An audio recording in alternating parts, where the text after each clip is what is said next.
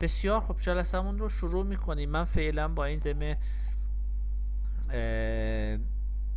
چطوری میگن پی دی اف رو آپلود کردم، ببینم روش میتونم در واقع بنویسم و اینها. و این قلم فکر میکنم که نازکتره، صبر کنید قلمم رو هم انتخاب کنم. خب اینم که قلمه. بعد ولی حالا انتخاب رنگشم که اینجاست.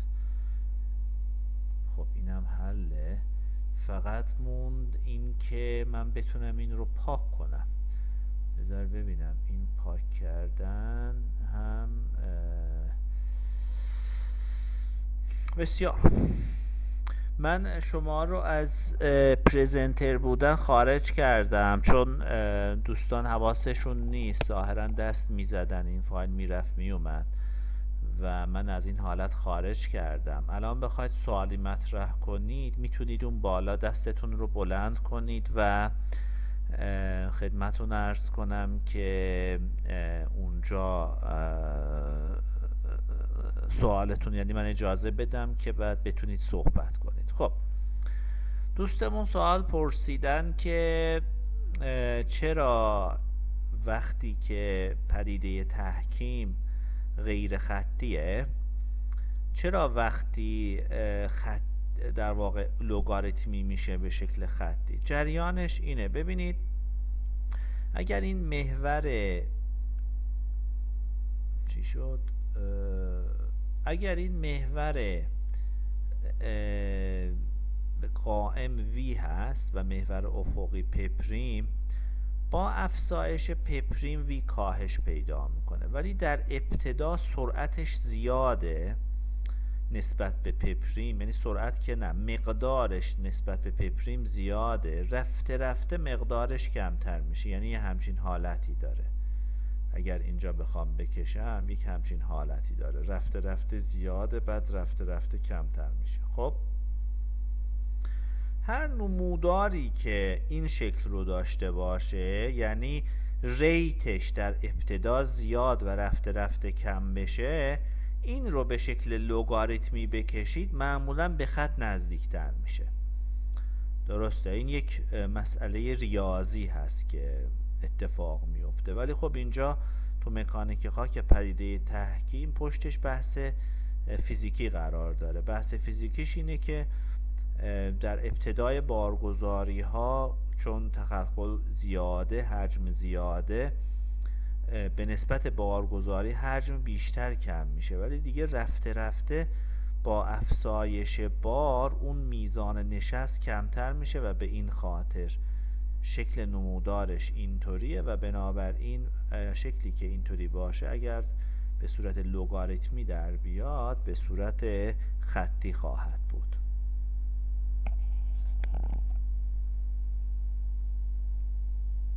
متوجه شدید دوستی که سوال رو مطرح کرد؟ بله دکتر متوجه شدم. فقط میخواستم همون به خط نزدیک میشه کاملا خطی میشه که دفعه پیش گفتیم خطی میشه. توی پدیده تحکیم نتایج نشون دادن که خیلی خطیه، به خط خیلی نزدیک میشه. حالا نه اینکه الزاماً مثلا اتفاق افتاده خط مستقیم، ولی به خط خیلی نزدیک تر میشه، یعنی میشه ازش یه خط عبور داد اینطوری. آها، به همین خاطر میگفتم که مثلا منطقی ریاضی داره یا اینکه مثلا حالا درصد خطاش یعنی در واقع در حد صفر دیگه. آره کمه دیگه، اینطوری بگیم دیگه، در واقع کمه، یعنی رفتار به رفتار خطی خیلی نزدیکه. خیلی ممنون استاد. خب بحثمون رو ادامه بدیم.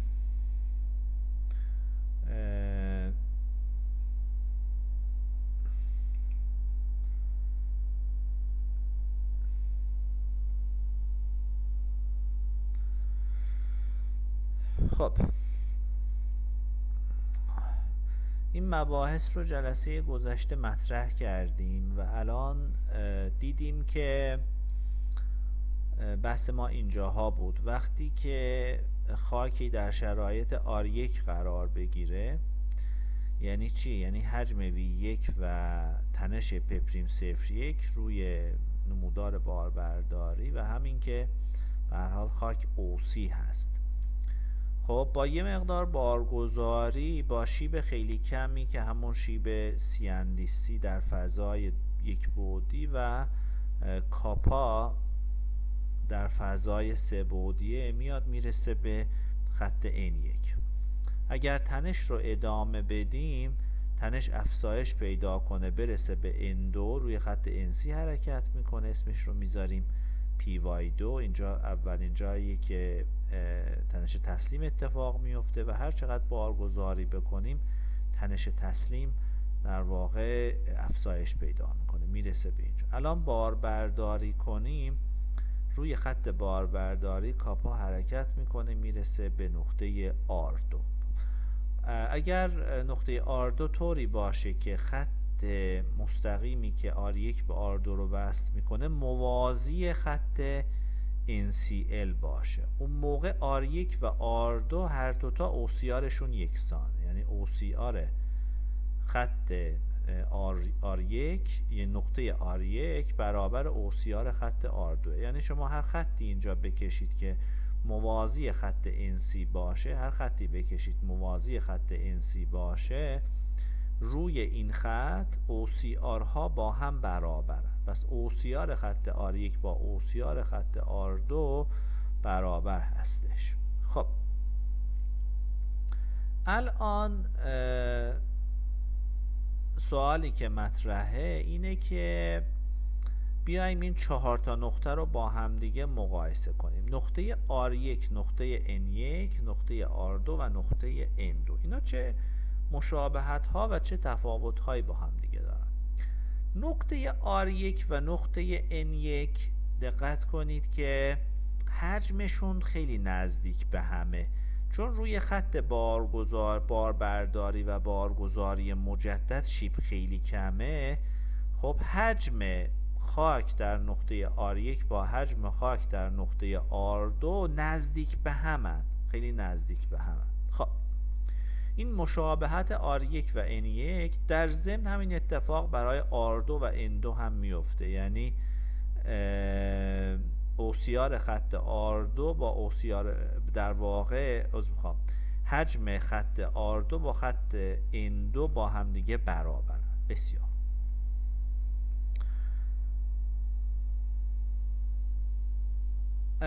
مشابهت های دیگه ای که بخوایم بنویسیم نقطه N1 و نقطه R2 هست. نقطه N1 و نقطه R2 شباهتشون در چیه؟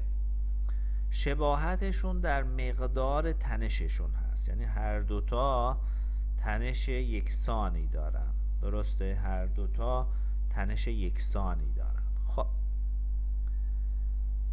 حالا بیایم اینها دونه دونه شرایطشون رو با هم بررسی کنیم، ببینیم آیا R1 و N1 که حجمشون یکسانه، آیا به لحاظ مشخصات مکانیکی و حتی فیزیکیشون آیا اینها شبیه هم هستند؟ انگار دوتا خاک رو در نظر بگیرید، درسته حجمشون کاملا یکسانه، یکیش ولی تنش P'0 رو داره، یکیش تنش مثلا P'01 رو داره، یکی تنشش P'02 مساوی PY1 رو داره.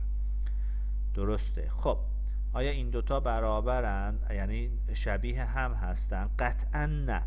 چرا شبیه هم نیستن؟ چون نمونه‌ای که تو نقطه N1 روی خط NCه، نمونه‌ای که توی R1 رو خط OCه.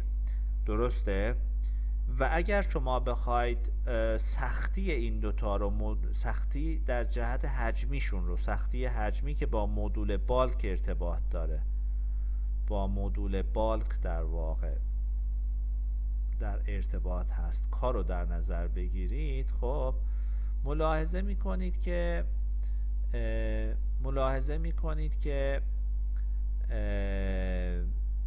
N1 و R1 کاملا با هم متفاوتن. شما N1 رو بارگذاری کنید، چون روی خط NC حرکت میکنه، برای تغییر شکل حجمی نرمتره. در صورتی که R1 باید این مسیر رو طی کنه، روی خط OC حرکت میکنه و بنابراین سختیش بیشتره. درسته؟ از لحاظ عددی هم در واقع حساب کنید، کای در واقع N1 یعنی مدول بالک N1 برابر چیه؟ برابر V پریم تقسیم بر لاندا هست. درسته؟ در صورتی که R1 چی؟ R1 کاش برابر V پریم تقسیم بر کاپا هست. درسته؟ برای حالت بارگذاری. برای حالت باربرداری هر دوتا از کاپا تبعیت میکنن، یعنی کای حالت باربرداری از کاپا تبعیت میکنه. خب دیدیم که این دوتا خیلی شبیه هم نیستن. N1 و R2 رو با هم دیگه مقایسه کنیم. درسته؟ این دوتایی که تنششون روشون ثابته، یکسانه، یعنی اینطوری بگیم. خب بازم یکسان نیستن. N1 روی خط NC، R2 روی خط باربرداری یا بارگذاری مجدد هست، باربرداری یا بارگذاری مجدد هست. و ملاحظه میکنید که این دوتا به لحاظ سختی در واقع یکسان نیستن. این اگر چه باربرداری چه بارگذاری از شیب کاپا تبعیت میکنه، در صورتی که N1 برای حالت بارگذاری از شیب لاندا به نوعی تبعیت میکنه. خب خدمتتون عرض کنم که آره، بعد حالا بیایم اینها رو با هم دیگه بررسی کنیم. میبینیم که خط N1 یعنی نقطه N1 و نقطه N2 شباهت بیشتری با هم دارن. نقطه R1 هم با نقطه R2 در واقع شباهت بیشتری با هم دارن. خب به لحاظ سختی و اینها. بنابراین چیزی که میتونم در واقع بگم خدمتتون اینه که بیشتر از اینی که در خاک میزان تنش روش، میزان تنش و یا حجم مطرح باشه، خب در مخصوصا خاک‌های روسی OCR پارامتر مهمتریه. OCR به نوعی پارامتر مهمتری هست نسبت به خدمتتون عرض کنم که میزان تنش و یا مقدار حجم خاک. حالا اینها رو جلوترم باز خواهیم دید.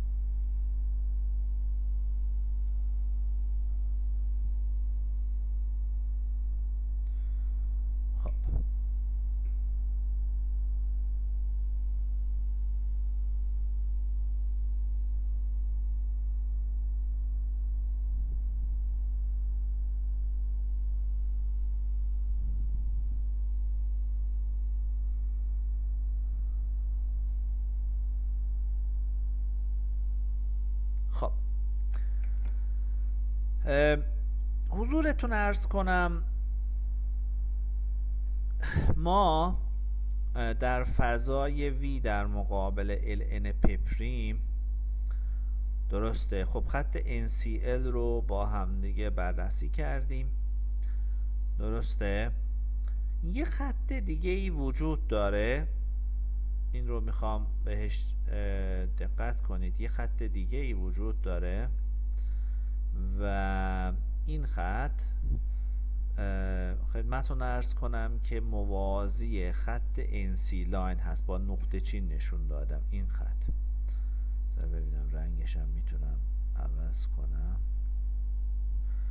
خب این خط، درسته، این خط که موازی خط NCL. خب یه خطی وجود داره، بعداً مفصل راجع بهش صحبت خواهیم کرد. یه خط خیلی خیلی مهمیه که وضعیت خاک رو در زیر خط NC به دو ناحیه تقسیم بندی میکنه. به دو ناحیه تقسیم بندی میکنه. این تقسیم بندی چیه؟ ما از کلمه در واقع heavily over consolidated یا lightly over consolidated استفاده میکنیم. خب میدونید دیگه روی این خط OCR ثابته، OCR روی این خط ثابته. پس بالای این خط ما میگیم lightly over consolidated، درسته؟ یعنی پیش تحکیم یافته سبک. و پایین این خط میگیم heavily over consolidated، درسته؟ میگیم بیش تحکیم یافته حالا سنگین. خب یعنی خیلی بیش تحکیم یافته، این کم بیش تحکیم یافته، این خیلی بیش تحکیم یافته. خب در مورد خاک‌های درشتانه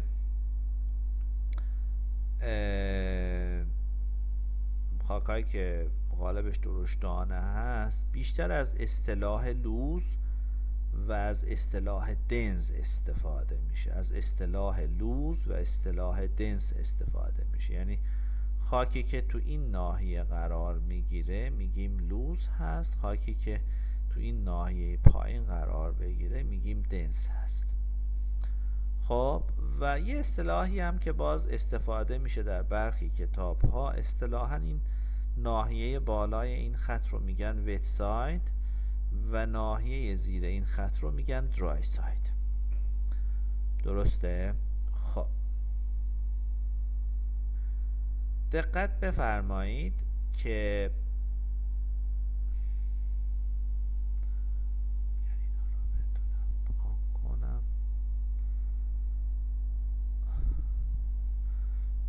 خب مثلا شما نقطه A یا خاک در حالت A با خاک در حالت B رو با هم دیگه مقایسه کنید، کدوم یکیش به لحاظ تخلخل بالاتره، خاک A یا خاک B؟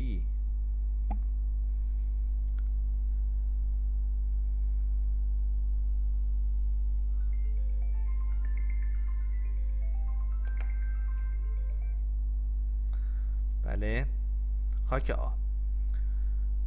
درسته؟ خاک B به لحاظ تخلخل متراکم تره، دقت کنید، خاک B به لحاظ تراکم متراکم تره و خاک A به لحاظ تراکم شل تره. خب حالا حضورتون عرض کنم که ولی وقتی که خاک در این ناحیه قرار میگیره ما بهش میگیم در شرایط لوز و در اینجا قرار میگیره میگیم در شرایط دنس. حالا بعداً خواهم گفت دلیل این مسئله چیه. پس خاک ب که متراکم تره به لحاظ تخلخل اسمش لوزه یعنی شل. خاک A که به لحاظ تخلخل شلتره نسبت به خاک B ما این خاک رو میگیم دنسه.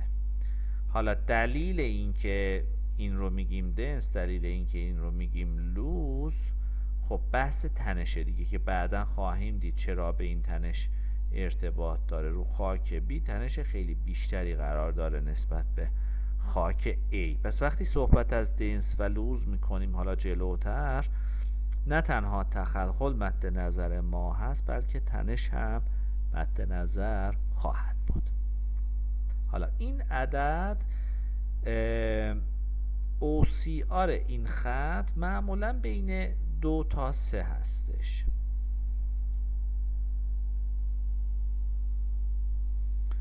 OCR این خط بسته به نوع خاک عموما در بیشتر خاک ها بین 2 تا 3 خواهد بود، بین 2 تا 3.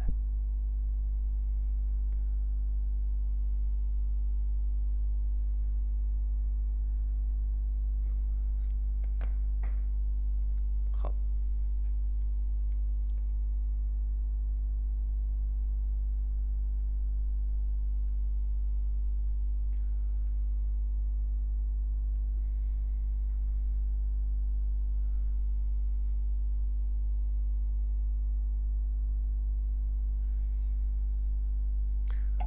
در این بخش میخوام بهتون راجع به تحکیم یک بعدی و رابطه بین تحکیم یک بعدی و تحکیم سه بعدی یه مقدار با هم دیگه صحبت کنیم. میخوام که یه مقدار دقتتون رو استاد بیشتر. ببخشید، بفرمایید. فرمودین اون خط OCR که مهمه. خب به خاطر اینکه شرایط لوزو میدون منطقه لوزو میدونیم مهمه. خاک رو، اون خط پایینی خاک رو به دو ناحیه لوز و به اصطلاح لوز، بین حالت لوز و حالت دنس، این رو از هم جدا میکنه. حالا اینا چه فرقی میکنن اینها رو من خدمتتون خواهم گفت توی ادامه بحث. حضورتون خواهم گفت که جریان در واقع به چه شکلی هستش. ببخشید استاد، مثلا یه ساختمون رو در نظر بگیریم. بله. یعنی مثلا خاک زیر ساختمون که مثلا هستش، اون حالا تحکیمش که میکنیم، بله. خب اون ناحیه رو دونستن مهمه دیگه. یعنی اون یعنی ساختمان رو بر اساس اون ناحیه الاستیک طراحی میکنیم که یعنی از لحاظ عملی مهمه واسمون، یا مهم بودنشو. خب خواهم گفت بهتون، درسته؟ آها، خواهم گفت دیگه، چشم. در ادامه خواهم گفت. خب خانم الهام حسنی، من متوجه نشدم چی پایین نوشتید. این پس و پیش میفته وقتی فارسی می نویسید و من قادر به خوندن نیستم. اگر میشه از کلمات لاتین یا اینکه میکروفونتون رو اگر روشن کنید بپرسید که خیلی خیلی ممنون میشم. دوستان اگر از میکروفون استفاده کنن خیلی سپاسگزار خواهم بود.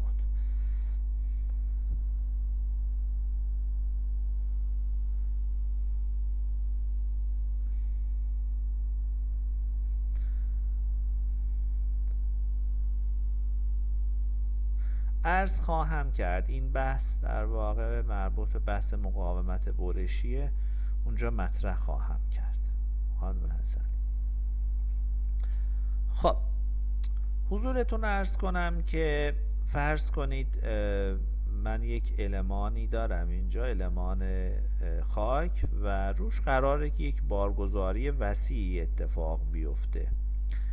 خب یک بارگذاری وسیعی اتفاق بیفته و بنابراین تغییر شکلی که خاک میده یا تغییر حجمی که خاک میده، درسته،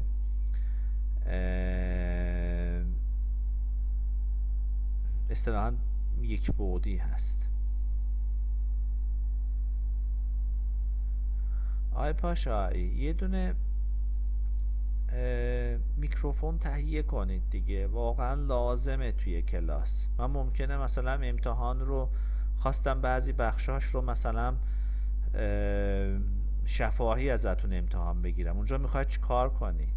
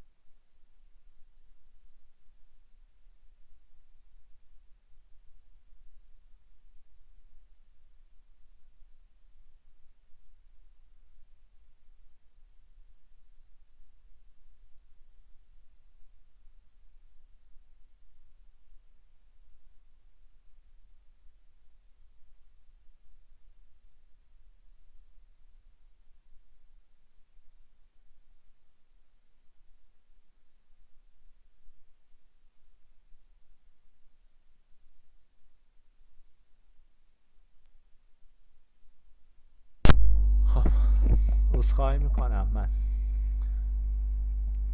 رفتم یه چایی برای خودم ریختم. بحث رو ادامه بدیم.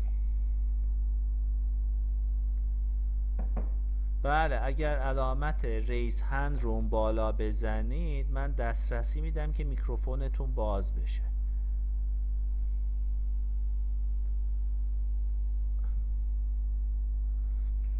همونطوری نگه دارید، یعنی باز نگه دارید، فقط میوتش کنید. هر موقع سوال خواستید بپرسید میکروفونتون رو فقط باز کنید، سوالتون رو بپرسید.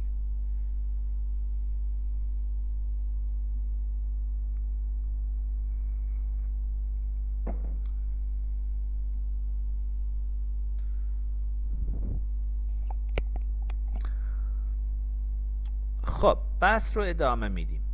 عرض کردم که المانی رو در نظر بگیرید که تحت تحکیم یک بعدی قرار میگیره. الان میخوام به اصطلاح رابطه بین تحکیم یک بعدی و سه بعدی رو خدمتتون بگم. اگر شبیه اون حالتی که تو حالت سه بعدی رسم کردیم اینجا برای حالت سیگما پریم زد رسم کنیم، درسته؟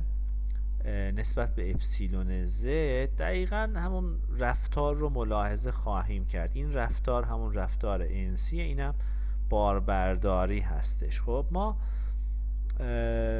برای حالت یک بعدی به جای اینکه از سمبل کا استفاده کنیم به عنوان مدول بالک، از یک سمبل دیگه ای استفاده می کنیم به نام ام پریم که همون دی سیگما پریم زد هست تقسیم بر دی اپسیلون زد. یعنی تغییرات در واقع تنش قائم به کرنش محوری، درسته؟ این رو قبلا هم باش آشنا بودیم، برابر 1 بر MV دیگه، درسته؟ 1 بر MV توی تحکیم یک بعدی ما در واقع با این پارامتر آشنا بودیم به نام coefficient of compressibility. خب حضورتون عرض کنم که اگر من بیام اون محورها رو به شکل تخلخل در مقابل سیگما پریم زد رسم کنم، دقت کنید، تخلخل در مقابل سیگما پریم زد رسم کنم، باز همون پترن رو خواهیم داشت. این بخش همون نمودار خط انسی هست و این بخش نمودار خط باربرداری و بارگذاری مجدد هستش. خب که اگر محور افقی رو ببریم به اشل لوگاریتمی خواهیم دید که این خطی که منحنی بود تبدیل میشه به خط مستقیم که همون خط انسی، این خط انسی یک بعدی بهش میگیم. برای اینکه این رو به نوعی متمایز کنیم از حالت سه بعدی بهش میگیم انسی یک بعدی، درسته؟ و این هم خط به اصطلاح باربرداریه. شیب خط انسی در حالت یک بعدی اسمش رو گذاشتیم سی اندیس سی و شیب خط باربرداری رو اگر یادتون باشه سی اندیس اس گذاشتیم. پس حالا این شیب این خط، درسته؟ این شیب این خط بارگذاری و خط باربرداری، اگر این رو بخوایم تبدیل کنیم به حالت سه بعدی ملاحظه میکنیم که در واقع با لاندا و کاپا این رابطه داره. رابطهش هم خیلی ساده است. سی مساوی 2.3 برابر لاندا و سی اس مساوی 2.3 برابر کاپا هست. پس کاپا و لاندا که شیب خط باربرداری با بارگذاری و کاپا بارگذاری مجدد بود، رابطش با سی و سی اس به این صورته. بنابراین ما اگر تحکیم یک بعدی رو انجام بدیم، سی و اس رو به دست بیاریم، میتونیم لاندا و کاپا رو به دست بیاریم و اگر کاپا و لاندا رو از آزمایش سه محوری به دست بیاریم میتونیم از روش سی و سی اس رو به دست بیاریم. بسیار خب، پس ما در حالت یک بعدی من اینجا رسم میکنم، در حالت یک بعدی محورهامون تخلخل در مقابل لوگاریتم 10 گانه سیگما پریم زده ولی در حالت سه‌بعدی بخوایم انجام بدیم، خب اینجا رو وی میگیریم حجم ویژه، اینجا رو هم پپریم میگیریم در اشل لگاریتم نپریان، یعنی ln پپریم. درسته؟ که در اینجا شیب خط NC C هست و شیب خط باربرداری سیاندیس S، در صورتی که در این فضا شیب خط بارگذاری لامدا هست و شیب خط باربرداری کاپا هست. رابطه بین اینها هم که گفتیم CSC مساوی 2/3 برابر لامدا هست و سیاندیس S مساوی 2/3 برابر کاپا هست. خب حالا سوالی از شما دارم و اون سوالم اینه: ما در حالت تحکیم یک بعدی، درسته که خدمتتون اینجا نشون دادم تو حالت تحکیم یک بعدی، سوال من اینه آیا در حالت تحکیم یک بعدی ما در جهت افقی تنش نداریم یا داریم؟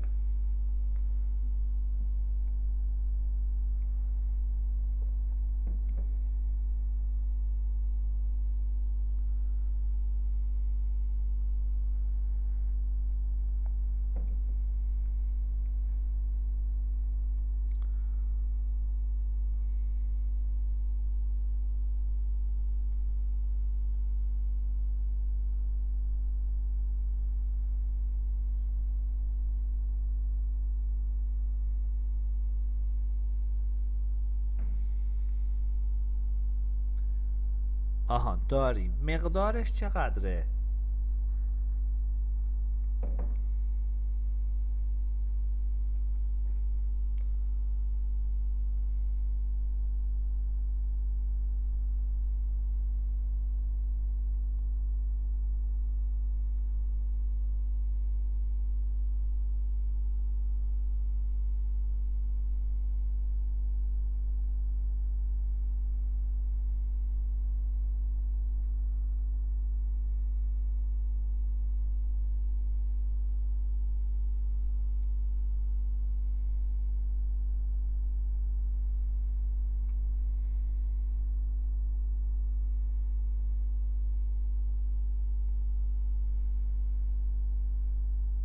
خب مقدارش k0 برابر سیگما زد هست. درسته، k0 برابر سیگما زد هست.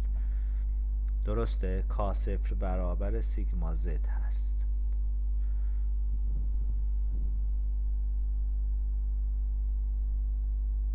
خب الان سوال من اینه، سوال بعدیم اینه: k0 برابر سیگما صفره. آیا k0 عدد ثابتیه؟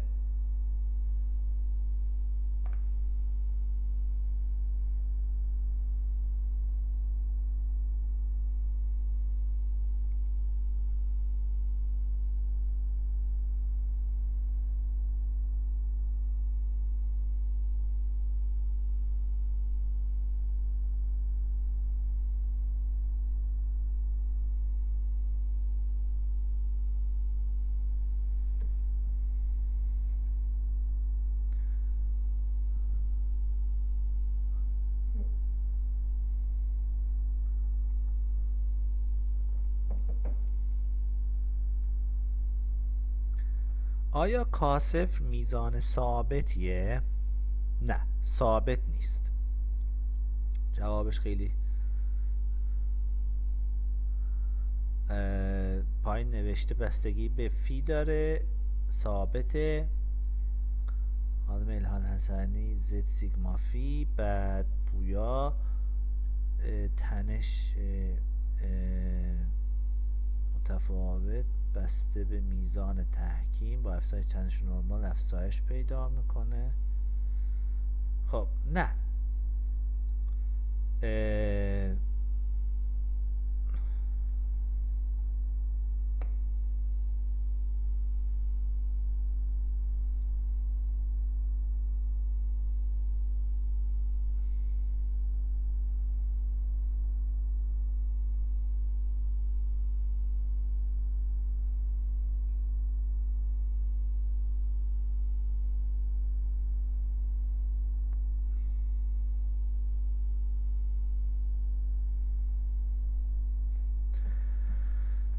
خدمتتون عرض کنم که به تنش الزاماً بستگی نداره، ولی به OCR بستگی داره به شدت. یعنی چی؟ یعنی این که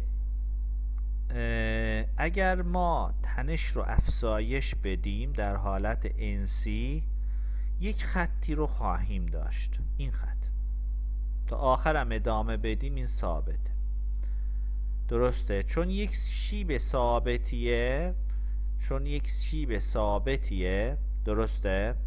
رابطه بین سیگما V و سیگما H هم ثابت خواهد بود. خب این از این.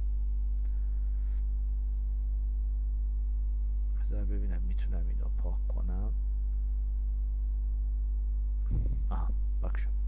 خب ولی وقتی شروع میکنیم به باربرداری و خاک OC میشه، دقت کنید، و وقتی باربرداری میکنیم خاک OC میشه، K0 هم افزایش پیدا میکنه. K0 افزایش پیدا میکنه. هر چقدر OCR بیشتر بشه، K0 افزایش پیدا میکنه تا جایی که K0 میشه 1. دقت کنید، وقتی K0 میشه 1 یعنی تنش افقی با تنش قائم یکسان میشه. اگر OCR باز هم افزایش پیدا بکنه، یعنی باربرداری اتفاق بیفته، درسته؟ باربرداری اتفاق میفته، سیگما پریم H از سیگما پریم V هم میتونه بیشتر بشه، درسته؟ سیگما پریم H از سیگما پریم V هم میتونه بیشتر بشه. الان مثلا در حالت B، درسته، سیگما پریم H بزرگتر از سیگما پریم V.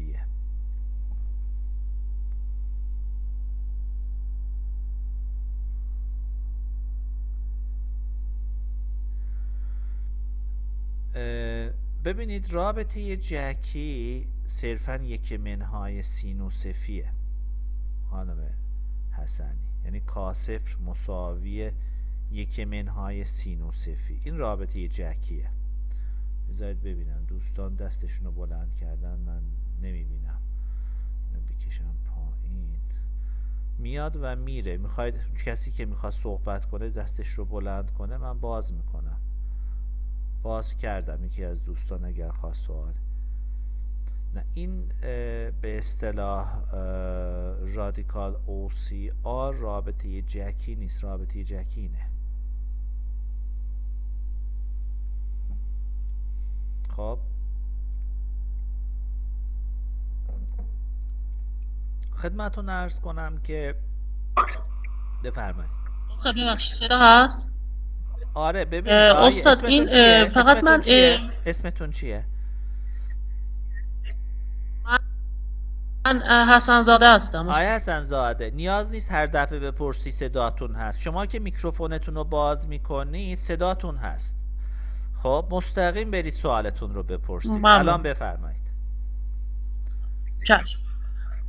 استاد شما 2 تا اینجا نمودار کشیدیم، من فقط نفهمیدم کی از این 2 تا نمودار رو ما کی استفاده می‌کنیم. راهنمایی می‌فرمایید؟ ببین اون چیزی که من گفتم این برای حالت یک بعدیه، تحکیم یک بعدی، درسته؟ که محور قائم ایه، محور افقی لگاریتم سیگما پریم زده. خب این تحکیم 3 بعدیه، یعنی تنش همه جانبه داره اعمال میشه و تحکیم از 3 طرف، یعنی از همه جهت داره رخ میده، درسته؟ محور قائم هم حجم ویژه هست. ما وقتی تحکیم 3 بعدی هست از اینا استفاده میکنیم، در حالت تحکیم یک بعدی از این استفاده میکنیم. ممنون استاد، ممنون. خب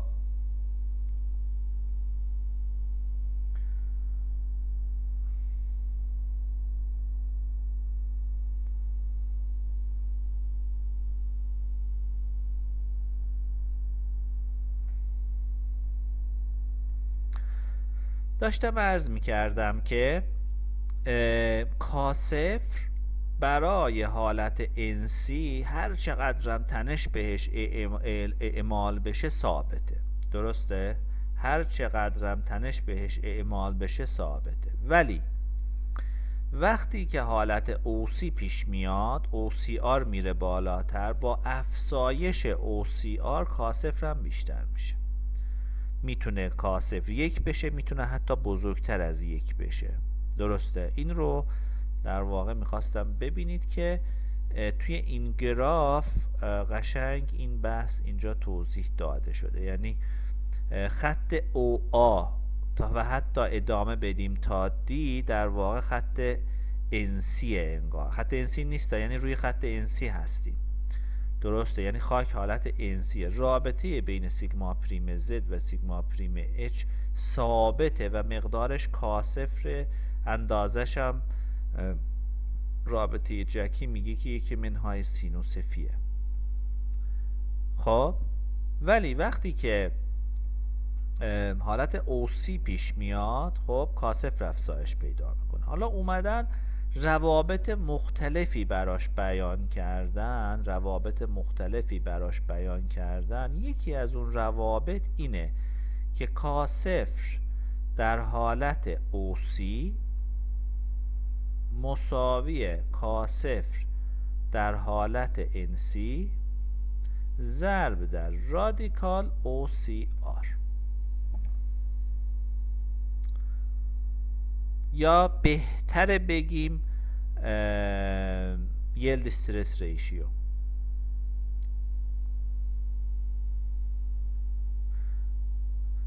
خانم حسنی میپرسه که در چه خاکهایی OCR بزرگتر از کاسفر بزرگتر از 1؟ در خاکهای اوسی. نه همه اوسی ها. OCR از یه حدی بالاتر بره در واقع کاسفر حالت اوسی میتونه بزرگتر از 1 بشه. مثلا میگم الان کاسفر شما فرض کنید که نیمه. دقت کنید، کاسفر شما نیمه. خب اگر OCR تون 4 باشه، رادیکال 4 میشه 2، 2 ضرب در نیم میشه 1. یعنی کاسفر حالت اوسی میشه برابر 1 وقتی که OCR برابر 4 باشه. درسته؟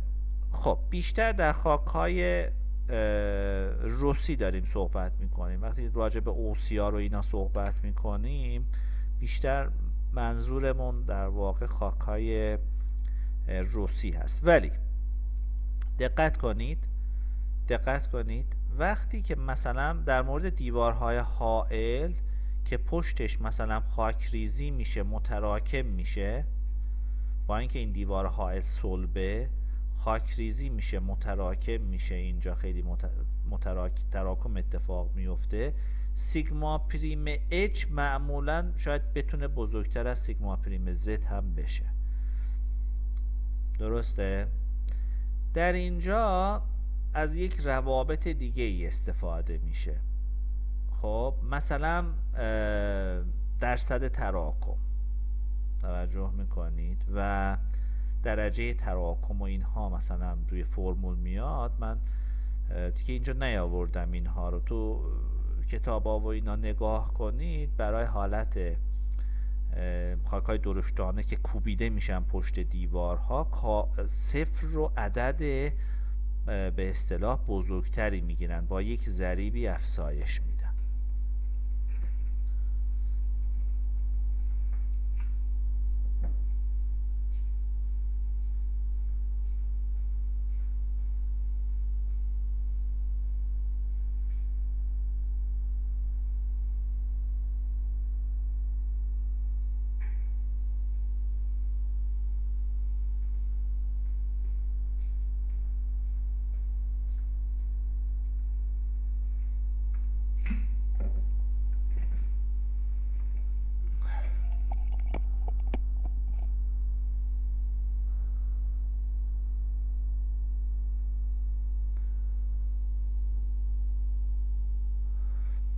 بسیار خب بحث رو ادامه بدیم.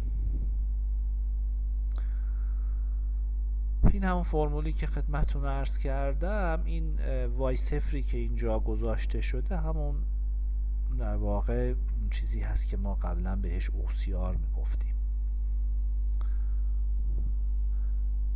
و ملاحظه میکنید اگر رابطه بین K0 و OCR، حالا این یلد استرس ریشیو نوشته، ما میتونیم در واقع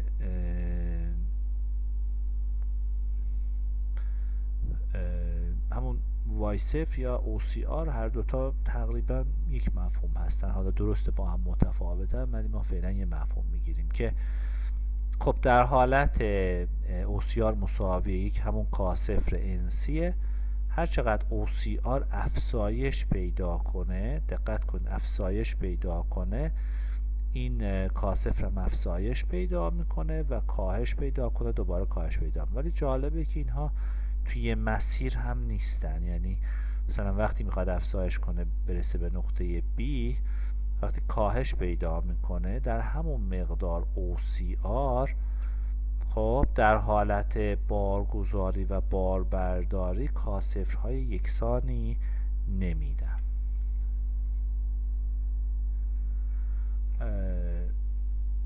ای خانم الهام حسنی، ای تاثیر نداره الزاماً تخلخل، توجه میکنید؟ تخلخل الزاماً تاثیر نداره. اون اتفاقی که میفته و خاک ها رو اوسی میکنه اونه که باعث افزایش K0 میشه. حالا دلیلش چیه؟ بذارید سعی کنم بگم بهتون که مثلا برای اینکه یه مقدار قابل فهم باشه خدمتتون عرض کنم. فرض کنید که اینجا یک ظرفیه، درسته، و شما خاک رس رو داخل اینجا قرار میدید،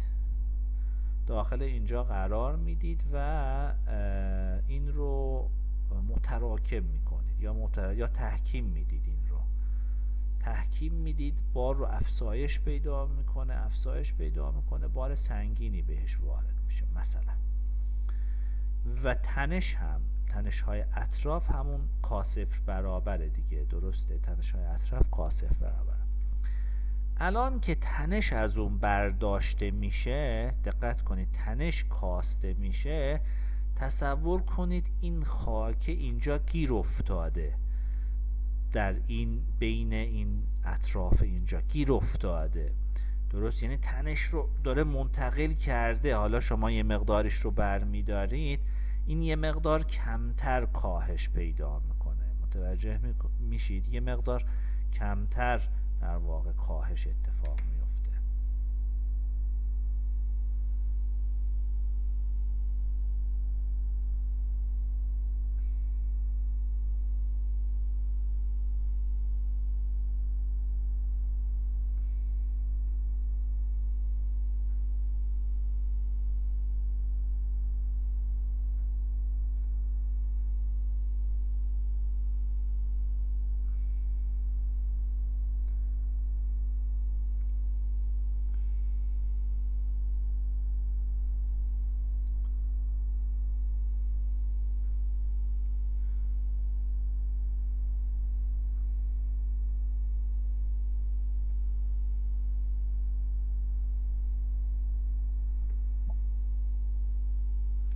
خب بحثمون رو ادامه بدیم.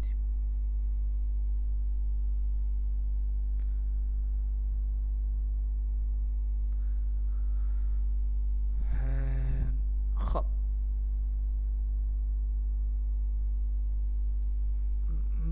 ما میخوام الان در واقع نحوه بارگذاری و باربرداری رو در یک تحکیم 3 بعدی و در یک تحکیم 1 بعدی با همدیگه براتون مقایسه کنم.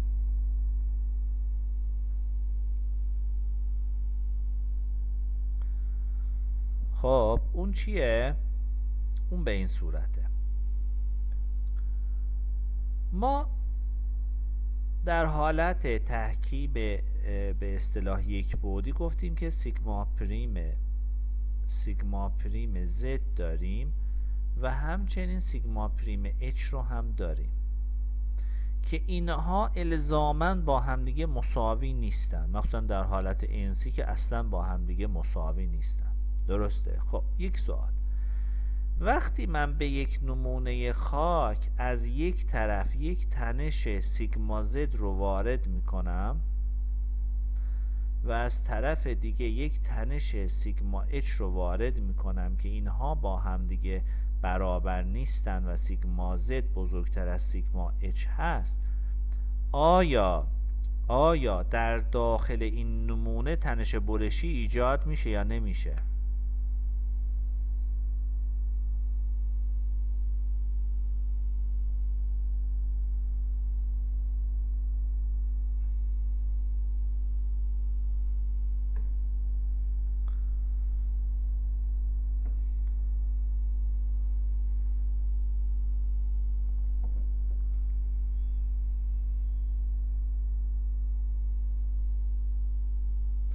خب منم موافقم که میشه. یعنی شما تو هر نمونه ای، درسته، تو هر جایی نسبت بین دو طرف تنش با هم دیگه برابر نباشه ما تنش برشی خواهیم داشت.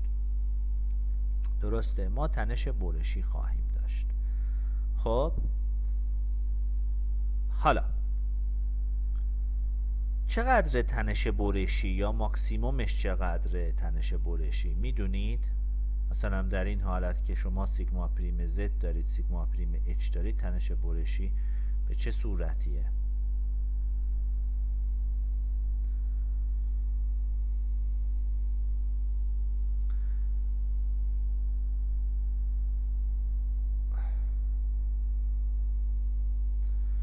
اگر دایره مهر این تنش رو رسم کنیم، درسته؟ اگر به اصطلاح دایره مهر این رو با هم دیگه رسم کنیم، خب خواهد بود اینجا سیگمای مثلا H، اینجا خواهد بود سیگمای Z. تنش برشی که در واقع ماکسیموم مقدار تنش برشی که ایجاد میشه انقدره، یعنی سیگمای H منهای سیگمای Z تقسیم بر 2. درسته؟ قبول دارید انقدر تنش برشی ماکسیموم میتونه ایجاد بشه. حالا تو چه صفحه ایجاد میشه کاری ندارم.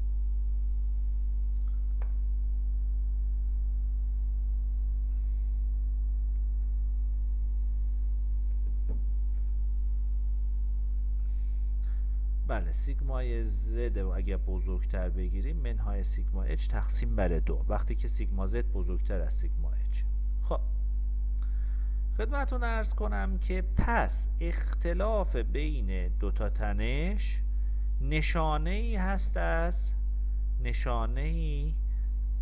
تنش برشی. درسته، نشانه‌ای از تنش برشی. ما در حالت تحکیم یک بعدی، درسته، سیگما پریم زد و سیگما پریم اچ خواهیم داشت. یه پارامتری من اینجا تعریف میکنم به نام کیو پریم. خب کیو پریم به اسم تنش انحرافی. حالا بعداً مفصل راجع به این کیو پریم صحبت خواهیم کرد. فعلا در همین حد فقط از من قبول کنید که کیو پریم برابر سیگما زد هست منهای سیگما اچ. حالا سیگمای زد که سر جای خودش منهای سیگمای اچ چقدره؟ کاسفر برابر سیگمای زده. درسته، پس کیو پریم مساوی سیگما پریم زد یک منهای کاسفر. درسته، کیو پریم مساوی سیگما پریم زد یک منهای کاسف. ما این رو میگیم کیو پریم و بعداً مفصل راجع به این صحبت خواهیم کرد. نشانه ای از تنش برشیه. درسته، مفهومی از تنش برشیه. من اگر در یک محور کیو پریم رو بکشم و در یک محور پ پریم رو بکشم، پ پریم چیه؟ پ پریم هم اسمش تنش ایزوتروپیک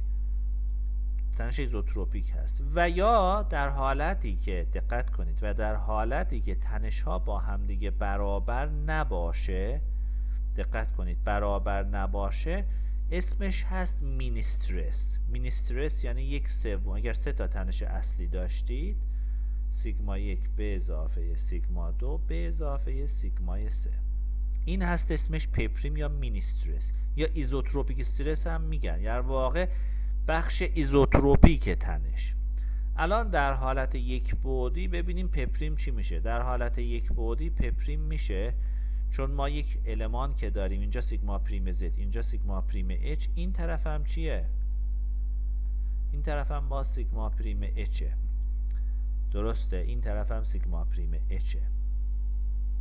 خب پس پ پریم مساوی 1/3. دقت کنید یه دونه سیگما پریم زد داریم، یه دونه کاسف سیگما پریم زد داریم، یه دونه هم کاسف سیگما پریم زد داریم، درسته؟ چون از این طرف هم باز همین سیگما اچ دیگه، تحکیم یک بعدیه. پس پ پریم میشه 1/3 سیگما پریم زد، یک به اضافه 2 تا کاسف، درسته؟ حالا من اگر بیام در حالت یک بعدی، تحکیم یک بعدی، کیو پریم رو در مقابل پ پریم رسم کنم، مسیر تنش اینطوری خواهد بود: با افزایش بار، دقت کنید، با افزایش بار، با افزایش سیگما پریم زد، خب هم پ پریم افزایش پیدا میکنه تو این جهت، هم کیو پریم هم افزایش پیدا میکنه، درسته؟ چون سیگما پریم زد یک منهای کاسف، اگر یک منهای کاسف رو عدد ثابتی در نظر بگیریم، با افزایش سیگما پریم زد کیو پریم هم چی میشه؟ افزایش پیدا میکنه، درسته؟ ولی کیو پریم هم افزایش پیدا میکنه، پ پریم هم میاد اینجا. من اگر باربرداری کنم، دقت کنید، باربرداری کنم، درسته که همین روابط حاکمه، ولی دیگه کاسفر من همون کاسف نیست، درسته؟ کاسف شروع میکنه به افزایش پیدا کردن. چرا؟ چون خاک اوسی تر میشه، اوسی آر میره بالا. کاسف که افزایش پیدا میکنه، کیو پریم کاهش پیدا میکنه، درسته؟ درسته که پ پریم هم کاهش پیدا میکنه، کیو پریم هم کاهش پیدا میکنه و میاد یه دفعه مثلا توی یه جایی اصلا کیو پریم میشه 0. چرا؟ چون تنش سیگما پریم زد مساوی سیگما پریم اچ میشه در یک مرحله. دوباره بخوام بارگذاری رو شروع کنم و ادامه بدم، باز این مسیر رو میاد تا این نقطه که میرسه، بعد دیگه ادامه این مسیر رو همینطوری ادامه میده، میره بالا، درسته؟ حالا در حالت سه بعدی چه اتفاقی میفته؟ در حالت سه بعدی چه اتفاقی میفته؟ در حالت سه بعدی خدمتتون عرض کنم که ما کیو پریم رو نخواهیم داشت. تحکیم سه بعدی ایزوتروپیک، دقت کنید، تحکیم سه بعدی ایزوتروپیک، کیو پریم رو کلا نخواهم داشت و فقط پ پریم خواهد داد بود. پ پریم افزایش پیدا میکنه، بعد کاهش پیدا میکنه، میتونیم دوباره افزایش پیدا میکنه، همش روی این خط پ پریمه. هیچ وقت کیو پریم نخواهیم داشت در تحکیم ایزوتروپیک، درسته؟ حالا من اگر بیام همون کارهایی که برای حالت سه بعدی انجام میدادم تو فضای وی در مقابل ln پ پریم، برای تحکیم در واقع یک بعدی هم این کار رو انجام بدم. یعنی چی؟ یعنی پ پریم رو از این رابطه به دست بیارم و سلام، درسته؟ وی هم که باز خیلی ساده است دیگه، که به اضافه ای صفر میشه وی. پس به جای سیگما پریم زد از پ پریم استفاده کنم، ولی تو این فضای وی در مقابل پ پریم، درسته؟ خط انسی سه بعدی من میشه این بالایی، دقت کنید، انسی سه بعدی. انسی یک بعدی من خدمتتون عرض کنم میشه این. پایین تر از خط انسی 3 بعدی قرار میگیره. پایین تر از خط انسی 3 بعدی قرار میگیره. خب چون پایین تر از این خط قرار میگیره، یه پارامتر دیگه تعریف میکنم به نام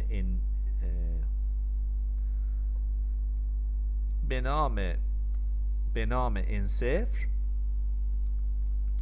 که n0 مقدار حجم ویژه روی خط انسی یک بعدیه به ازای تنش ایزوتروپیک یک kPa.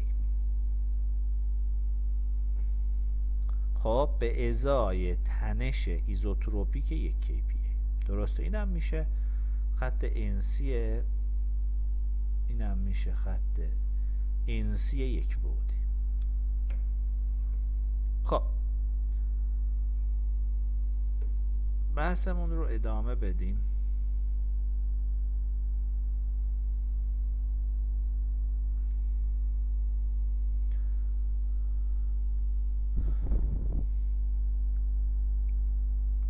اگر بخوام یه خلاصه ای از جمع‌بندی بحثایی که کردم رو اینجا ارائه بدم، خب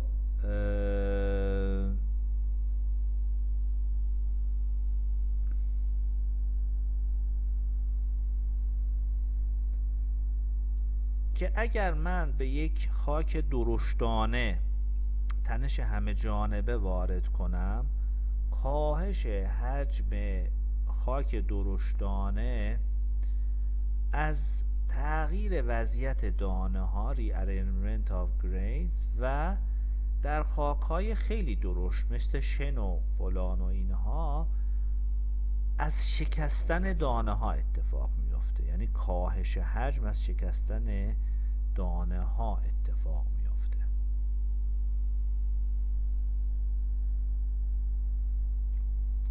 و یعنی میتونه شکست دانه ها اتفاق بیفته در صورتی که در خاک‌های ریزدانه مثل رس‌ها این در واقع ریارنجمنت و به هم فشرده شدن خود در واقع دانه ها هست که باعث کاهش حجم میشه.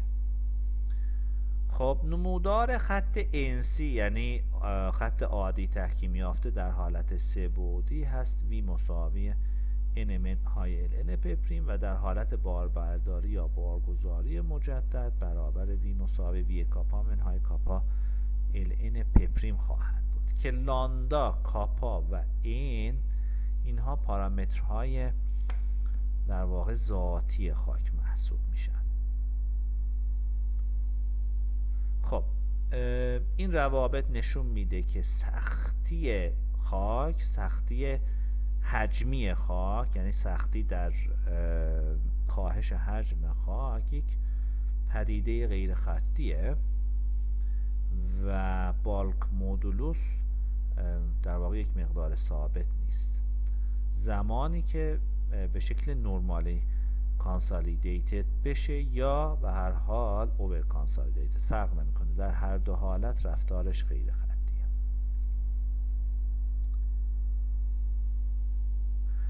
البته وضعیت تخلخل خاک‌های رسی میتونه در اثر کریپ هم تغییر پیدا کنه، یعنی اوسی بشه به نوعی. توجه میکنید؟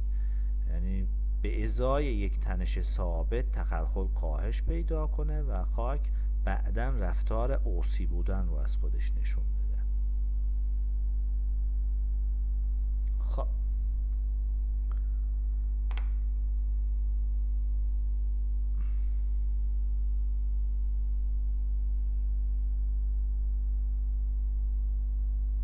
بسیار خب، من بحثم رو همینجا تموم میکنم. به احتمال زیاد یک سری تمرین براتون بذارم حالا برای جلسات بعدی و از جلسه بعدی انشاءالله بحث به اصطلاح مقاومت برشی رو شروع خواهیم کرد. بحث بسیار مهمیه که انشاءالله شروع خواهیم کرد.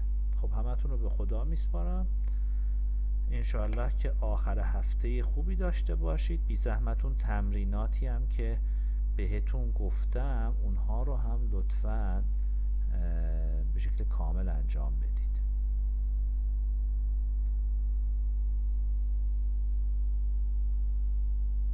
بله رکورد هر دو روز رو سعی میکنم که دیروز گذاشتم آپلود نشد متاسفانه، وسط کار گیر کرد، یعنی خیلی سرعتش کم بود آپلود. امروز سعی میکنم که آپلود کنم.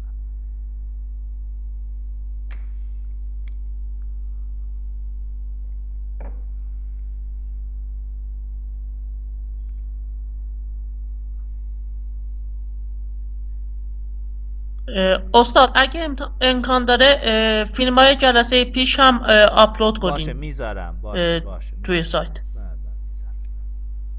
ممنون. استاد ببخشید این تمرینایی که الان فرمودین میدین خدمت ما، اینا رو یعنی تاریخش بعد شنبه میشه آره دیگه، بعد از یعنی شنبه خواهد یه جا که نه نمیشه یک جا تحویلش. نیست، نه یک جا نیست، بعد از شنبه خواهد. ممنون دست شما. خواهش ممنون. استاد ببخشید بله بفرمایید. در مورد اون مهم بودن خط اوسیا حالا شاید جوابشو دادین ولی خب اون شاید اشاره نشد، لطف میکنید اون اهمیتشو بگید. اهمیت چی رو؟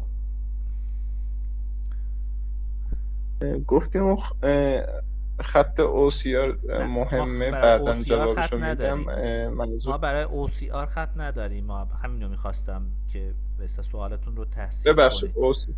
آره ببینید این خطی که من کشیدم خط NC بود، درسته؟ این NC 3Dه، درسته؟ یه خط اینجا کشیدم، این NC یک بعدیه 1Dه. یه دونه هم که یه خط دیگه ای بود هنوز نگفتم که اون خط چیه، راجع بهش بعداً صحبت خواهیم کرد. خب بعداً صحبت خواهیم کرد، اینجا هاست که بعداً راجع بهش صحبت خواهیم کرد. این خط رو گفتم که خب خیلی مهمه و هنوز اهمیتش رو نگفتم چون هنوز به بحثش نرسیدیم. خیلی ممنون است. اینم فضای وی در مقابل پپریم هست. اگر سوالی هست باز مطرح کنید، من در خدمتون هستم.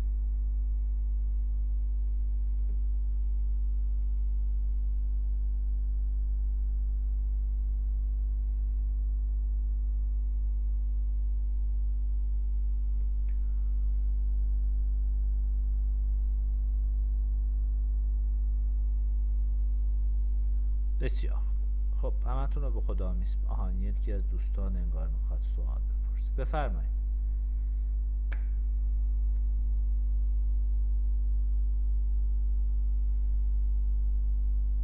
آیه سینا علی اغلی ناصر سوال داشتید، دستتون رو بلند کردید.